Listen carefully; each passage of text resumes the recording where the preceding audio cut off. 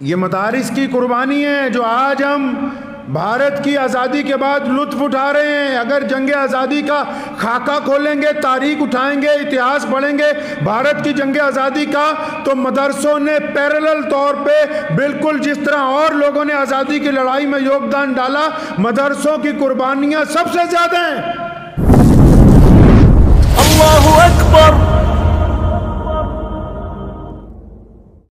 ہر بزم تمدن ہے ضیابار ہمیں سے، ہر بزم تمدن ہے ضیابار ہمیں سے، قائم ہے یہاں گرمی بازار ہمیں سے، حقدار تو ہیں فصل گلستان کے بہت لوگ، حقدار تو ہیں فصل گلستان کے بہت لوگ، ہے عرض چمن خوں کی طلبگار ہمیں سے۔ اللہ کے پیارے نبی حضرت محمد رسول اللہ صلی اللہ تعالیٰ علیہ وسلم نے ہر لحاظ سے تمام انسانوں کی رہنمائی فرمائی۔ قرآن پاک جب نازل ہوا اور اس کی جب پہلی آیت نبی علیہ الصلوۃ والسلام کو پہنچائی گئی، اس پہلی آیت میں اللہ تبارک و تعالیٰ نے جس پہلے لفظ کا انتخاب کیا، جو لوگ اسلام کو نہیں جانتے شاید ان کے ذہن میں ہو کہ قرآن پاک میں سب سے پہلے عبادت کی بات کی گئی ہو،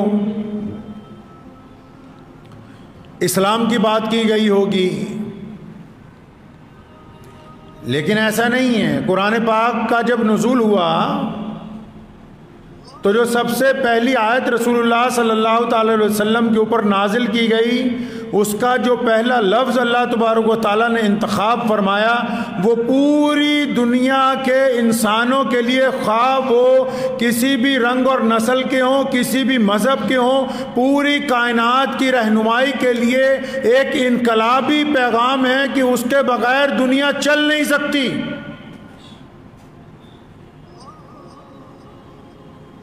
اسلام جو ہے وہ مسلمانوں کی قیادت کے لیے نہیں، اللہ تبارک و تعالیٰ نے رسول اللہ صلی اللہ علیہ وسلم کو جو بھیجا پورے عالم کے لیے رحمت بنا کے بھیجا۔ اور قرآن پاک نے جب اللہ تبارک و تعالیٰ کی صفت بیان کی تو فرمایا الحمدللہ رب العالمین، کہ تمام تعریفیں اس رب کے لیے ہیں۔ کس رب کے لیے؟ فرمایا جو تمام جہانوں کا پالن ہار ہے۔ لفظ پالن ہار استعمال کیا گیا اور لفظ رب کو استعمال کیا گیا، فرمایا اس کی تعریفیں ہیں جو تمام جہانوں کا پالن ہار ہے، جو ساری کائنات کو پال رہا ہے۔ تو اللہ تبارک و تعالیٰ نے قرآن پاک میں جو پہلا لفظ منتخب کیا، جتنی تعریف کی جائے اس کے لیے کم ہے، جتنی تفسیر کر لی جائے وہ کم ہے۔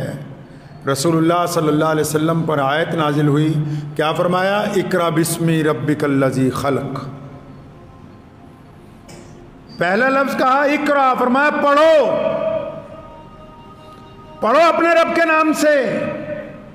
یعنی دنیا کے تمام انسانوں کو، جتنے بھی لوگ دنیا میں آئے، قرآن نے اپنی پہلی آیت کے ذریعے تمام دنیا کے باشندوں کو یہ پیغام دیا کہ سنو، اگر زندگی مل گئی، اللہ تعالیٰ نے انسان پیدا کیا اور تمہیں زبان دی، آنکھیں دی، مکمل جسم عطا کیا، تمام سہولتیں دے دیں، تو پہلا کام کیا کرنا ہے؟ اقرأ بسمی، فرمایا پڑھنا ہے، تعلیم حاصل کرنی ہے، ایجوکیٹڈ ہونا ہے۔ کہا نا رسول اللہ صلی اللہ علیہ وسلم نے کہ اگر علم حاصل کرنے کے لیے چین جانا پڑے، عرب سے چین بہت دور ہے، اب چائنا میں کوئی بیٹھا ہوا حدیث تو نہیں نہ پڑھا رہا تھا اس دور میں، فرمایا اگر چین جانا پڑے تو جاؤ، کیونکہ علم کے بغیر انسان نامکمل ہے، تعلیم کے بغیر زندگی نامکمل ہے، جہالت اندھیرا ہے، تعلیم روشنی ہے، اور پھر اس روشنی کی شمع قرآن پاک نے وہ جو روشن کی رسول اللہ صلی اللہ علیہ وسلم کے ذریعے، آج پوری کائنات کے اندر قرآن پاک علم کا جو ہے سب سے بڑا ذریعہ ہے۔ مدینہ منورہ میں اللہ کے پیارے نبی صلی اللہ علیہ وسلم نے مسجد نبوی میں مدرسہ بنا دیا جس کو اصحاب صفہ کا چبوترا کہا جاتا ہے۔ اس دور میں بڑے بڑے لوگ جو تھے ان کے رواج تھا کہ ان کے محلوں میں کوٹھیوں میں اچھے لوگ پڑھانے کے لیے جاتے تھے ان کے بچوں کو، اور غریب کے بچے ادھر ادھر پھرتے تھے بس۔ آج بھی جتنے بڑے سرمایہ دار ہیں، جو بڑے وزیر ہیں، افسران ہیں، ان کے بچے اعلیٰ ترین یونیورسٹیوں میں کالجوں میں پھرتے ہیں، اور جو غریب کا بچہ ہے اس کے پاس آج بھی مکمل تعلیم کا راستہ نہیں ہے کوئی۔ رسول اللہ صلی اللہ علیہ وسلم نے بنیاد رکھی کہ سب کو پڑھانا ہے۔ اسلام کی ابتدا میں یہ رواج ڈالا گیا کہ یہ مسجدیں صرف عبادت کا ذریعہ نہ بنے، صرف نماز اور اذان کے لیے نہ بنائی جائیں، اور صرف یہاں پر پنجگانہ نمازیں نہ پڑھائی جائیں، بلکہ جہاں جہاں عبادت گاہیں تعمیر کی جائیں ان میں باقاعدہ وقت مقرر کیا جائے تاکہ لوگ اس سے پڑھائی، اس سے علم حاصل کریں ان عمارتوں سے۔ تو تعلیم سے کیا فائدہ ہوتا ہے جی؟ تعلیم سے انسان بنتا ہے، اس کے پاس تہذیب آتی ہے، تمدن آتا ہے، سلیقہ آتا ہے زندگی گزارنے کا، اچھے برے کی تمیز آتی ہے، حلال و حرام کی تمیز پیدا ہوتی ہے، مظلوم کی مظلومیت سمجھ آتی ہے، ظالم کا تعارف بھی ہوتا ہے۔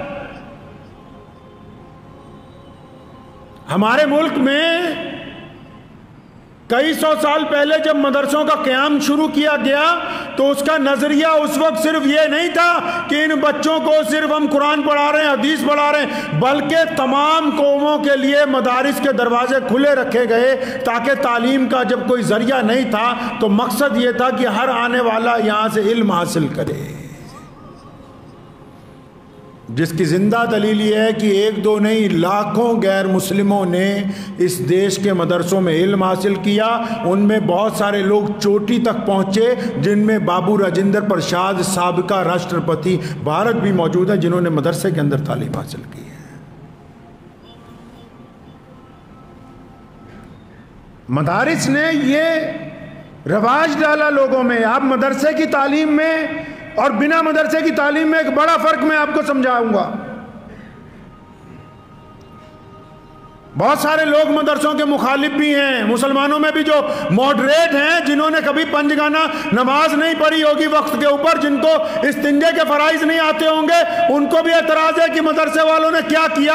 تو میں اکثر ان کو کہا کرتا ہوں کہ جن کو مدارس پر اعتراض ہے ہم ان سے پوچھتے ہیں کہ تم نے اب تک کتنی یونیورسٹیاں، کتنے کالج، کتنے اچھے اسکول بنائے، کتنے ڈاکٹر، انجینئر، IAS IPS بنائے، پتہ تو لگے قوم کو تم نے دیا کیا ہے۔ تم جن مدارس کی برائی کرتے ہو انہوں نے ہر ایک مسجد کے لیے امام عطا کیے، ہر ایک تراویح کے لیے حفاظ عطا کیے، ہر ایک جنازے کے لیے، ہر ایک نکاح کے لیے تمہیں امام پیش کیا۔ یہ ان کا کمال ہے کہ انہوں نے 20 کروڑ مسلمانوں کی رہنمائی کے لیے تمہیں عالم دین بنا کے دیے۔ اور جو دنیا دار ہیں ان سے کچھ نہ ہوا، جو اپنے آپ کو مسلمان بھی کہتے ہیں۔ مدرسوں میں کیا ہے؟ یہ مدارس کی قربانی ہے جو آج ہم بھارت کی آزادی کے بعد لطف اٹھا رہے ہیں۔ اگر جنگ آزادی کا خاکہ کھولیں گے، تاریخ اٹھائیں گے، اتہاس پڑھیں گے بھارت کی جنگ آزادی کا، تو مدرسوں نے پیرلل طور پہ بالکل جس طرح اور لوگوں نے آزادی کی لڑائی میں یوگدان ڈالا، مدرسوں کی قربانیاں سب سے زیادہ ہیں۔ ایسے لوگ تیار کیے جنہوں نے اس ملک کی آزادی کے لیے انگریز کی جڑیں کھوکھلی کر دی، انگریز کو ناکو چنے چبوا دیے۔ مدارس سے پڑھ کے نکلنے والے لوگوں نے انگریز کو اس ملک سے جانے پر مجبور کیا۔ ان کو یہ سبق کس نے پڑھایا؟ ان کو یہ درس کس نے دیا کہ اپنے ملک کے لیے قربانی دے دو؟ جیلیں کاٹی، اتنی کاٹی کہ 362 سال کا اتہاس ہے صرف مدرسوں کا، جنہوں نے انگریز کے ساتھ ٹکر لی ہے اس ملک کی آزادی کے لیے۔ ایک آدھے دن کا نہیں ہے، 1-2 سال کا نہیں ہے، 362 سال تک قربانی پیش کی۔ اور کیا ساتھ میں کمال کر دیا؟ کمال یہ کر دیا کہ جن لوگوں نے مدرسوں میں تعلیم حاصل کی ہے، کیونکہ مدرسے میں جب بچہ پڑھتا ہے اس کو بار بار ہم سکھاتے ہیں کہ بیٹا ماں باپ کا کہنا ماننا ہے، اگر ان سے بغاوت کر دی تو پھر اللہ راضی نہیں ہوں گے۔